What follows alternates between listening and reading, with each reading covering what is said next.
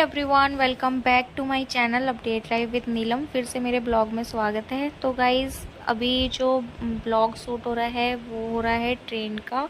हम सब ट्रेन में बैठे हैं। ये बैठा है मेरा सामने छोटा वाला भाई, और अब छोटा बड़ा क्या, अब वो एक ही भाई है मेरा। बड़ा वाले भाई की जैसे कि आपको पिछली वीडियो से पता चली होगी कि डेथ हो चुकी है। तो बस उसी की पूजा के लिए हम लोग सब हरिद्वार जा रहे थे, और उस टाइम ना बहुत गर्मी थी, और वीडियो आज जाके मैंने एडिट किया है। आपको भी पता है मेरी कंडीशन क्या थी, कितनी ख़राब कंडीशन हो गई थी, क्योंकि एकदम ये जो इतना बड़ा सदमा हमारी ज़िंदगियों में लगा है ना, मतलब हम बर्दाश्त नहीं कर पा रहे इसको।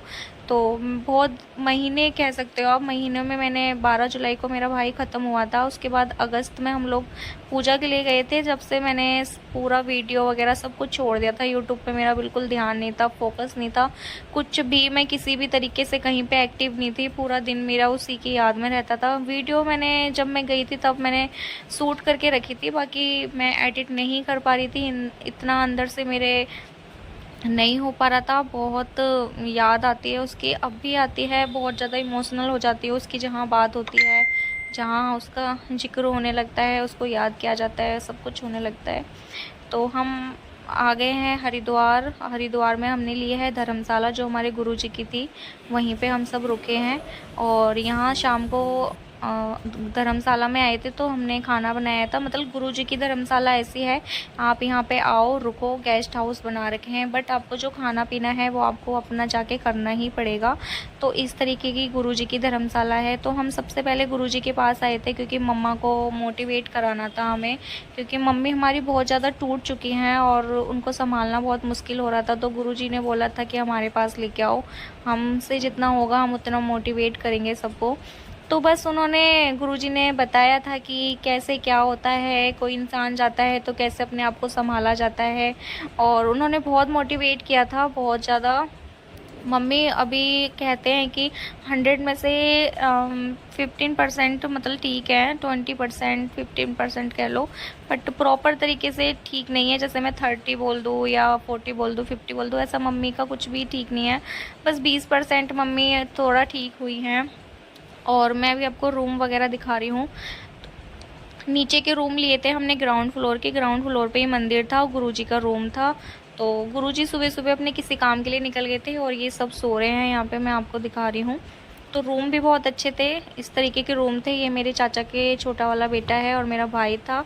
और इधर सामने वाले रूम में सारे जेंट्स रुके थे, यानी कि मेरे चाचा हो गए, पापा हो गए, मम्मी, ये सब अभी आप देख सकते हो सब है। सब डिस्कस कर रहे हैं कि सुबह कैसे क्या करना है, पूजा करनी है, और सबसे पहले कहाँ जाना है गंगा वगैरह नहाने के लिए। तो मॉर्निंग हो चुकी है, पीछे मंदिर है, मंदिर में सुबह सुबह मैंने दर्शन कर लिए हैं भगवान जी के। यहाँ पे सीता और राम जी हैं, और बहुत शांति हो रही थी, मैं आपको बता नहीं सकती। ऐसी जगह पे आके मुझे इतनी शांति मिल रही थी, इतने पवित्र स्थान पे आके ऐसा लग रहा था कि पता नहीं क्या हो गया। हमारे थोड़े थोड़े से दुख हमारे कम हो रहे थे, लेकिन इतना बड़ा दुख तो कभी ज़िंदगी में कम नहीं हो सकता।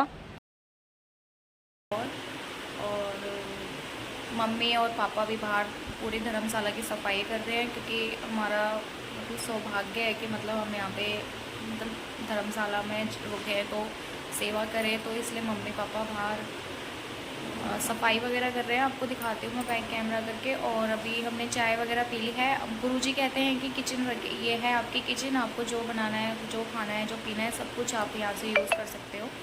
तो इस तरीके का यहाँ पे है। और अभी मैं आपको दिखाती हूँ आगे का क्या प्लान है, क्या नहीं है। और पूजा वगैरह का रहेगा तो वो शायद हमें अभी नेक्स्ट मंथ आके कराना पड़ेगा। सारी इन्फॉर्मेशन वगैरह ली है, जब जाके पता चला है। तो अभी ऐसे ही ब्लॉग आएगा थोड़ा ठीक ठाक सा, मैं आपको दिखाती हूँ। तो गाइस, इधर सुबह मॉर्निंग में मम्मी पापा, मम्मी बाहर की झाड़ू लगा रही थी, चाचा मेरे पोछा लगा रहे थे, और मेरे पापा सारी चीज़ें उठा के रख रहे थे, क्योंकि हम जिस दिन आए थे उस दिन एक दिन पहले यहाँ रात में भंडारा भी हुआ था।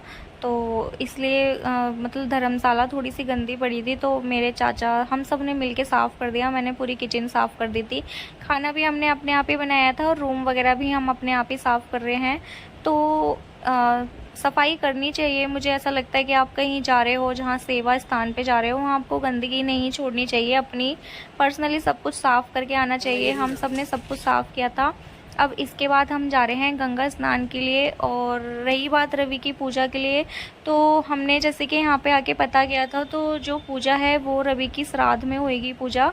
और हमसे वैसे बोला है पंडित, जितने भी पंडित थे जिन्होंने बोला, हमने बात की थी तो उन्होंने बोला आप करा सकते हो, बट ये पूजा ना आपकी श्राद्धों में ही लगेगी। तो अब हम श्राद्ध में आएंगे रवि की पूजा कराने के लिए।